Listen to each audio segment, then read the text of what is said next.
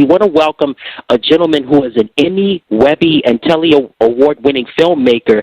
He has produced, written, and directed many films and documentaries for his production company, TR Productions. He's a native of Seattle, Washington, and we're going to talk about a documentary that he released a while back called Sonicsgate, Requiem for a Team. We want to welcome to the program filmmaker, director, and producer Jason Reid. Hello, Jason. How's everything? Hey, good. Thanks for having me on. No problem, my man. Thank you again for taking time out of your busy schedule. So let's jump right to it. Let's talk about, I know you're skilled pretty much on the history of anything and everything Seattle. I want to ask you, what was the Seattle sports scene like pre-Sonics and Seahawks? Yeah, I mean, there wasn't a lot in terms of professional sports. I mean, we had the Pilots for a year before they were sort of taken away, and that was, I believe, in 1969. But, yeah, even in the early days of professional sports, I guess the Sonics were in 67, but we didn't have a lot of success, especially, I mean, the Seahawks were pretty terrible for my whole childhood, and the Sonics, you know, were you know, like, I was born in 78, so they won the championship when I was 1. I don't really remember it, but, I mean, that was the first big splash onto the scene. The Mariners were awful until the 90s, at which point that got exciting. But yeah, I mean, there wasn't much in terms of sports here. I mean, we had the first, actually, NHL champion crowned in 1918, the Seattle Metropolitans. But yeah, I mean, there's always been sports here, but professional sports were behind, you know, the East Coast teams that have been around for like 100 years for sure. All right, fair enough. Now let's talk about a team that you have been passionate about for many years, and that's the Seattle Supersonics, one of the premier and storied franchises in NBA history. We know about the team throughout much of the 70s. As you mentioned, you were very little when they won their only championship to date, and of course they had guys such as Gus Williams, Slick Watts, the late great Dennis Johnson, also Jack Sikma, and downtown Freddie Brown, and then also they made some great players during the 80s with Tom Chambers and Xavier McDaniel and Dale Ellis, and we can't forget about the glory days of the 90s with Gary Payton, Sean Kemp, also Detmer Shrimp and Sam Perkins and Hersey Hawkins, and one of the great defenders of all time, and Nate McMillan. And then they had a downslide a little bit going into the 2000s in the course of the tragic relocation, which we'll get into a little bit later. But let's specifically talk about the Supersonics. What were the glory days like during the 80s and the 90s, just to experience those teams? Yeah, I mean, for me, you know, being only one with those 70s teams, I really started getting into the Sonics. Kind of, you know, I was baseball at first, but by the time mid-80s were there, I was into Tom Chambers and Dale Ellis, and that squad, you know. And then, of course, that just morphed into Peyton, Kemp, McMillan, and all those guys. And that was like when I was in high school. So, you know, all those 90s teams, there would always be spring, and you're in high school, and then we're in the playoffs, and you're getting together with your friends and watching the games, and the city was on fire. I mean, our city in my lifetime had never had this sort of level of success and excitement. I mean, and it was year after year that we were, you know, contenders. So I was a senior in high school in 96 when we went to the finals, and so that was all coinciding with my graduation, and it was just like an incredible high to be on, and it was just so sad to lose Sean Kemp after that. I don't think anybody, you know, liked losing Sean Kemp in this area, and Vin Baker was, you know, pitched as a replacement or an equal to Sean Kemp, and maybe he was kind of there for one season, but that was one of the bigger busts and what led to those mediocre teams in the early 2000s. Now, I was probably as big a fan, if not bigger, during those years. I hated the fact we traded Gary Payton, but God, Ray Allen was incredible to watch for those years he was in Seattle. So, you know, but it was kind of sad to see just, you know, just a mediocre team that, you know, we had a fun run in 2006 where we went, you know, a little bit deeper into the playoffs and pushed the Spurs to Game 6, but, you know, it never really recaptured, you know, the glory of the 90s. And then, of course, you know, when Clay Bennett bought the team from Howard Schultz, then the teams really started, you know, intentionally, in a lot of ways, tanking, which was part of their exit strategy for getting out of Seattle. So that was sad, but we did get to see Kevin Durant in his Rookie of the Year season in Seattle. Yeah, absolutely. We're going to touch all about the relocation and all that just a second. But you mentioned about the 95-96 season, and again, the Last Dance documentary was released, and in one of the episodes, it highlighted that 95-96 Bulls season. But that 95-96 Seattle Sonics season was very special. It was so special. I'm going to play a song for a minute, and then we're going to come back. So listen to this. All right. Perfect.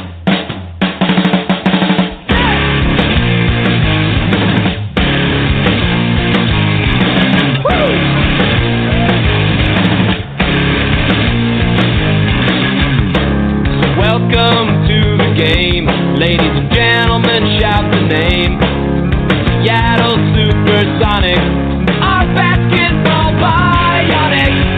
And Gary Payton was on, bounce pass the floor to Sean.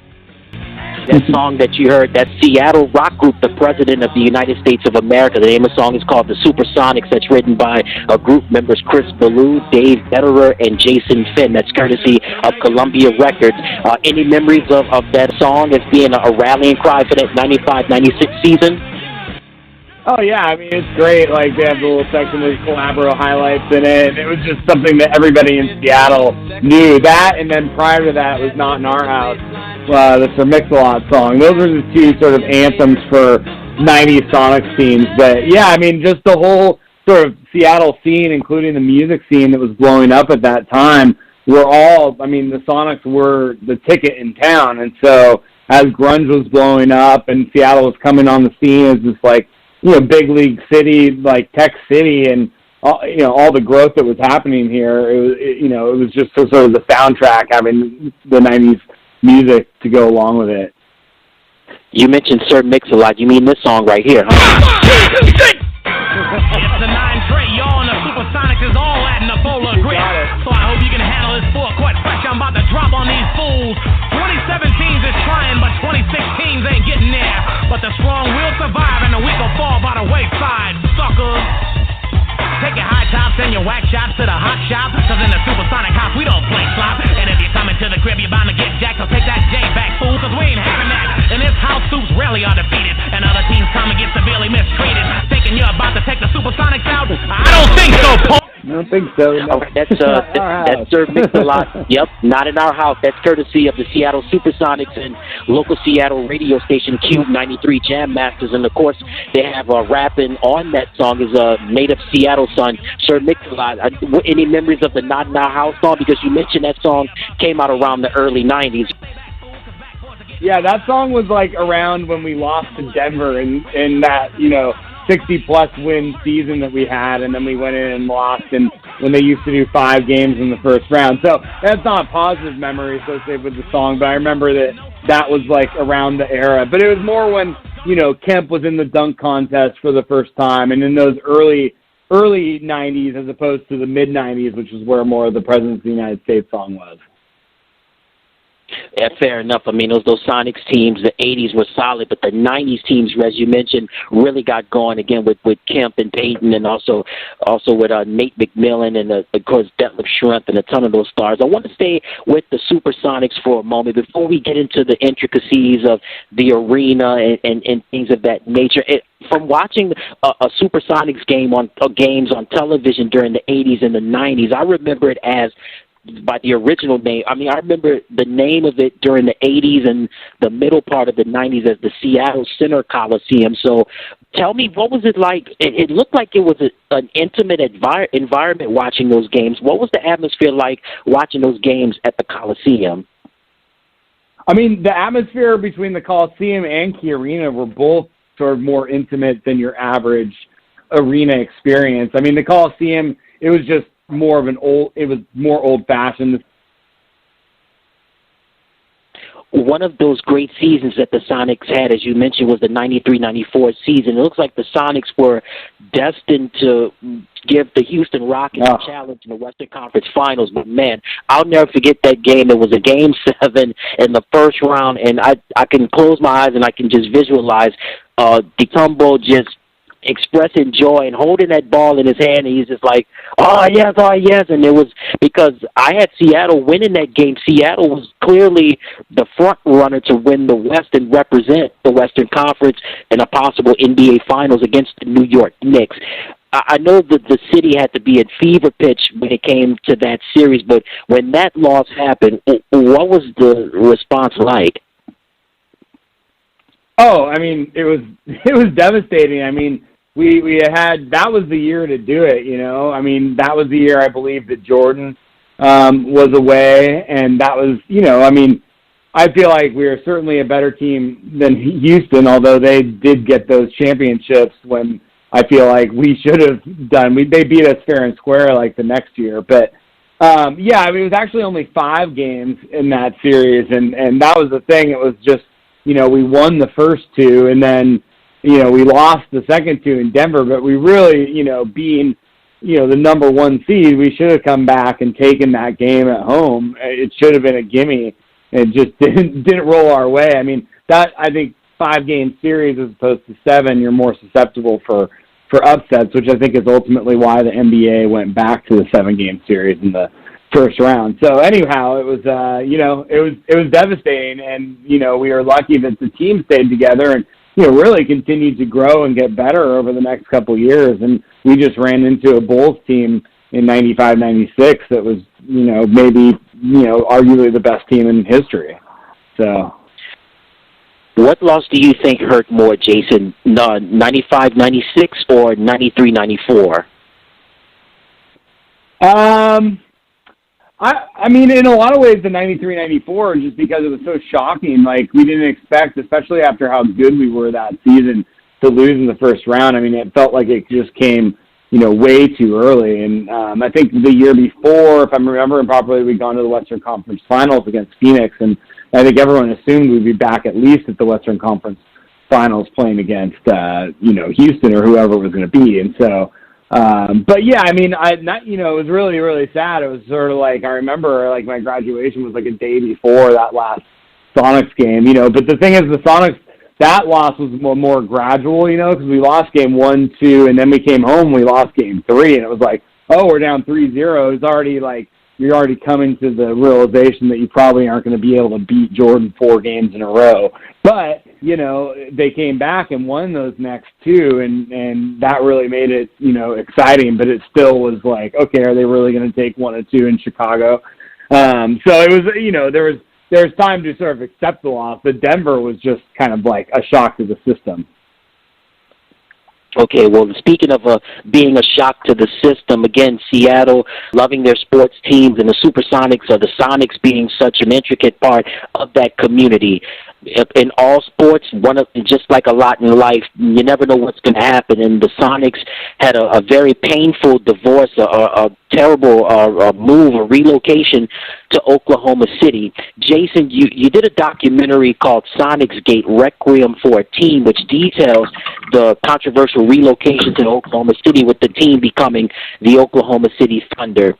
Tell our audience, we know that the owners of the team were looking for a new home. They were looking for a brand new arena or somewhere they could go, maybe in downtown Seattle or maybe on the outskirts of the city. But tell our audience, what were the determining factors in the Sonics just saying, we've had enough, we're out of here and we're headed to the Midwest and headed to Oklahoma City?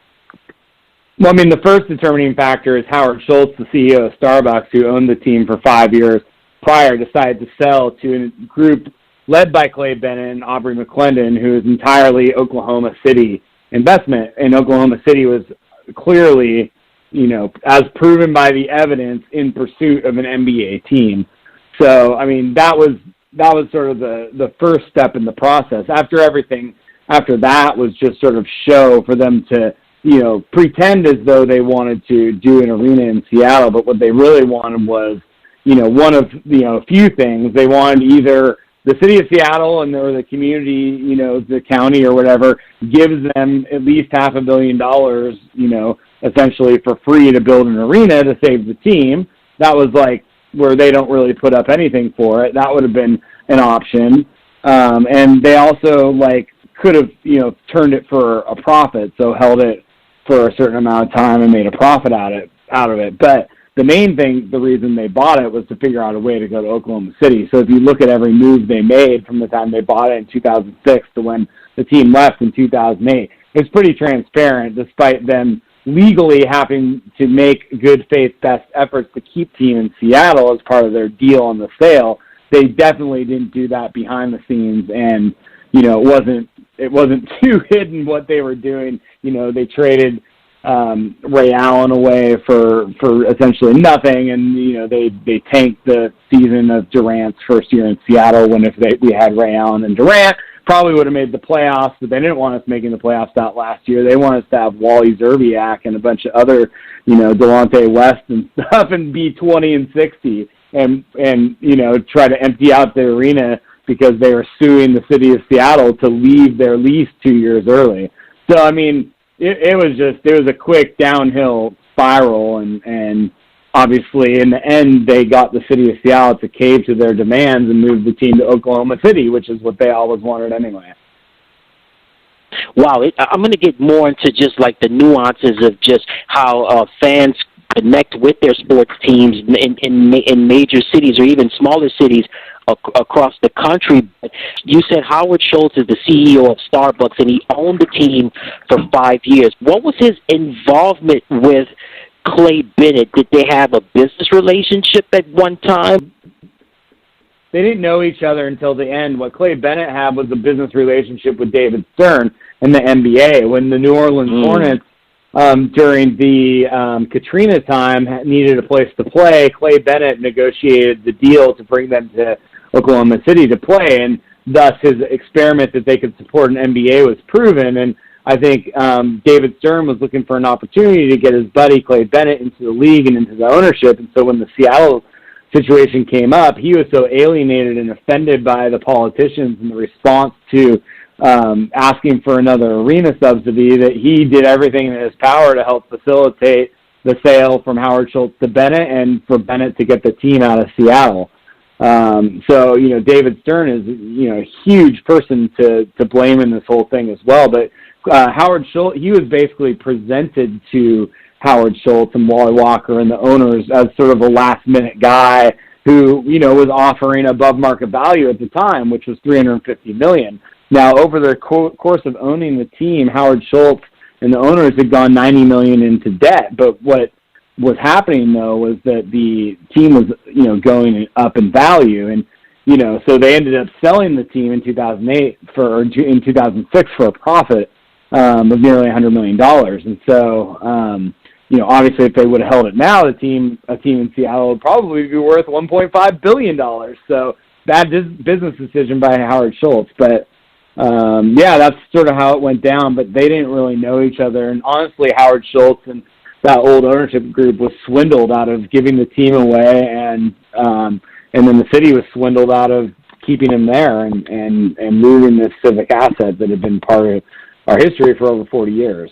Wow, that's so unbelievable. Again, it's always one of the best things about sports is that people develop relationships with teams and with players, and no matter what city you go to, the sports fans and their teams is just such a unique relationship. And I know that Seattle has had the sports teams have had a unique relationship with their community, and we really saw what you have done and other people with your production company and some of your closest friends and the people of Seattle have really have shown their love and their support for the Supersonics in the midst of the sale and when the team had left. Man, that's just unbelievable. After watching the documentary and still reading these things and looking at this information, it's just amazing how this thing just went down. Just like you said, Howard Schultz, he got swindled out of his deal with Clay Bennett, and with no regards for the fans, no regards for the community. The city council didn't really have much of a chance to possibly maybe extend the lease at the arena, or maybe even a consideration to just maybe have a say-so in this. It's always it's been a reminiscent of a lot of things. We've seen a lot of moves of teams with the Colts leaving Baltimore to go to Indianapolis, the Chargers leaving San Diego to go to L.A. This is really no different. It's a little different than some of those in the sense that that the NBA and specifically David Stern just full on allowed it to happen. I mean, I guess that happens in those other situations some, but it was just, if you looked at how he handled the Sacramento situation, just, a few years later, he did everything in his power to keep Sacramento there. So, it's hard to understand, why he was so vindictive towards Seattle when he was kind of in the exact opposite stance of Sacramento, other than he looked so bad coming out of the Seattle situation that he didn't want to look that bad again in Sacramento. That's probably the only reason to save face. You were saying that you don't know why he was so vindictive towards the Seattle situation. I think Seattle was a fantastic NBA market. It hosted an All-Star game, and fans loved the Sonics. But I guess we really don't know what goes on behind closed doors. Yeah, it wasn't the fans, that's for sure. It was strictly an ownership, a league, and a government thing. The fans didn't have any power in the situation, and that's what was so sad about it. We did everything we could as fans for many years to try to keep the team in Seattle, but unless you're a billionaire fan, it's kind of a tough thing to do. And we aren't billionaires. Yeah, it is a tough thing. They are billionaires. When Howard Schultz owned the team, did he have I know most, not all, but some owners of sports teams, they really don't have, they have some interest in the athletic side of things, but as you said, Jason, they are billionaires, and at the end of the day, it's about the bottom line and making sure they protect their interests. Did Howard show any interest in the Sonics from an athletic standpoint, or was this just something like, oh, well, I own the NBA team, I just put it on my resume? No, he was hands-on. He came in guns blazing. He was going to change the culture of the NBA. He was going to, basically create a championship team, and it was going to be under his leadership as he led Starbucks to the huge, successful American company that he is. He thought he could come into the NBA, remake it in his Starbucks image, and have the same kind of success he had with Starbucks. And he was at every game, center court seat, courtside seat, front and center, with just crazy histrionics when they were doing well or when they were doing bad. He'd be pouting.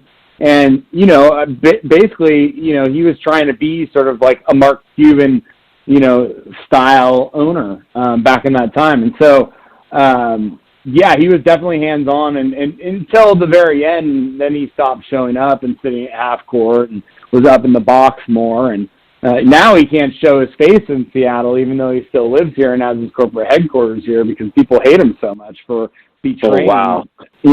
Betraying everybody so much. He betrayed our city, and he finally apologized after over a decade for his sins. Yeah, as you said earlier, Jason, you're dealing with billionaires and you have the bottom line. People will do anything, and unfortunately, you pay a heavy price for that. And let's talk about, it's no longer the Key Arena, but it's a name change now. It's now called the Climate Pledge Arena, and it's currently the home of the Seattle Storm of the WNBA. What are the upgrades made to the Climate Pledge Arena? So, this as opposed to the other, kind of Band-Aid makeover that it received in the mid-'90s, is a rebuild. They're leaving up the historic beams. So from the outside, it's going to look very, very similar. But they've gutted the entire interior, and they've dug down significantly to be able to add in somewhere in the neighborhood of 5,000 extra seats in a much lower bowl, extra suites, bigger concourses, without extending the footprint very much. But I think it started as a $600 or $700 million project. I think it's closing in on $1 billion. It's all privately financed by the group of owners, the NHL team. And the idea is that, part of what's been preventing a team from coming back to Seattle is lack of availability of teams. And the other part of that is we haven't had a legitimate, completed arena deal that's ready to house an NBA team. And so this is going to kind of finally, after over a decade since the team's been gone, going to swing things back into sort of all right, NBA, your move. We have a hungry market that's never been richer, that loves the Sonics and loves NBA and is ready to support a team. So it's their decision if they want to expand the league to 32 or if there's a team that through, all these various crises is going to become available, and at which point I think with the new arena, there's no way it wouldn't come to Seattle,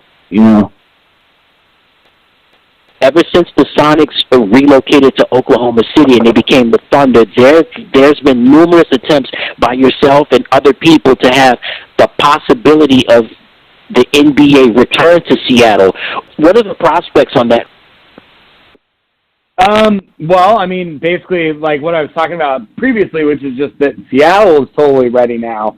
There's plenty of people, I think, from, Jeff Bezos on down who have plenty of money in this area to bring a team here. I think it depends on, I think it's going to be someone who, is aligned with the Oakview Group and the arena owners, whether it's some of the same people or, but anyhow, so I think we have ready and willing owners that have plenty of money to pay whatever kind of expansion fee, which is going to absolutely be north of $1 billion at this year, or at this point, So yeah, I mean, I think expansion is a legitimate opportunity. I think everyone up here is hopeful that they'll just expand and say, all right, here's the Sonics. Tell our audience where they can find you on social media, and if you have a website, let them know that as well. Yeah, totally. Well, I'm on Twitter. It's probably my most active sort of social media account, and I'm at Reid206, REID 206, at Sonicsgate, so Sonics and then Gate, one word. That's all new Sonics. We still, pretty consistently post various updates and stuff. So if you want to learn more about the film and learn more about what's going on in the battle to bring the team back, Sonicsgate.com is where you can get links to watch the movie and stuff. My personal production company's website, 2R Productions, so 2rprod.com, 2rprod.com, and that has links to all the different movies. And yeah, that's about it. Before I let you go, Jason, I'm going to play this song real quick, and it's just basically symbolic of what we primarily talked about in most of the conversation. This is kind of like a song to bring back basketball to Seattle. Straight from the NBA, about a team we call the Sonics that was loved in every way. Well, they took away our franchise and didn't even bat an eye. Well, dads and sons and everybody in Seattle shared a cry. So come on, David Stern, give me back my Sonics. What are we supposed to learn when you take away our Sonics? I know this game's a business, but to fans it's so much more.